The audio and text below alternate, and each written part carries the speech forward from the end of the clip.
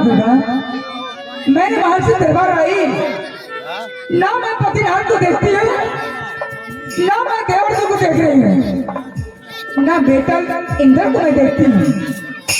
आखिर गया तो गया कहाँ? अब मैं किससे पूछूं, किससे मैं पता लगाऊं?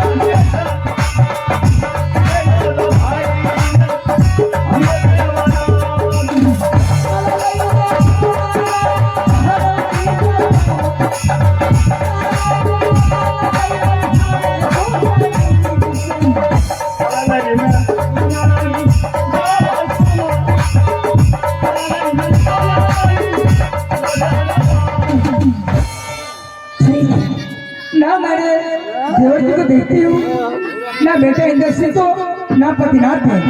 मैं किससे पूछूं? एक ऐसा बात है, महाराज मेरी छोटी गोतनी होगी, मैं उसके पास चलती हूँ, मैं उसे बुला करके मैं बेटा के बारे, देवर के बारे मैं अवश्य पूछूंगी, वो क्या जवाब देती है। चल ले सोना रानी महलों के सारे रे कुसाल तैवाये पूछबई गोतनी से।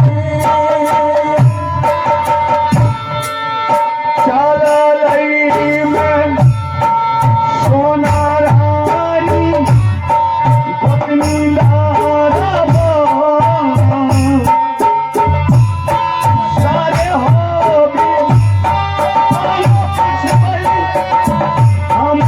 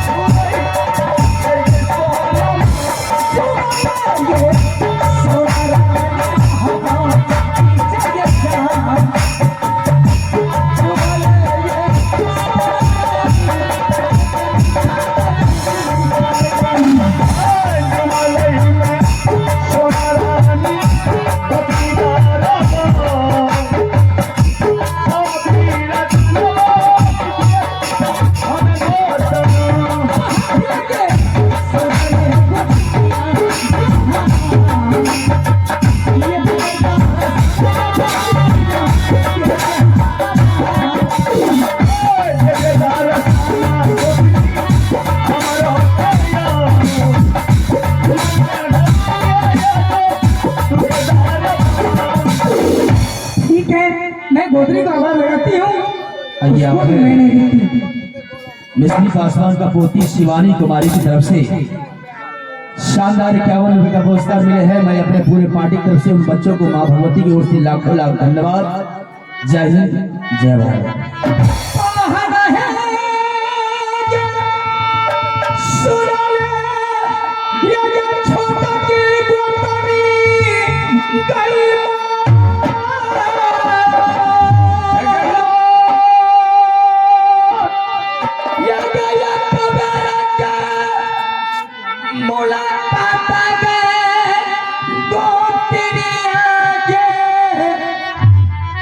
बरलेगे बरकी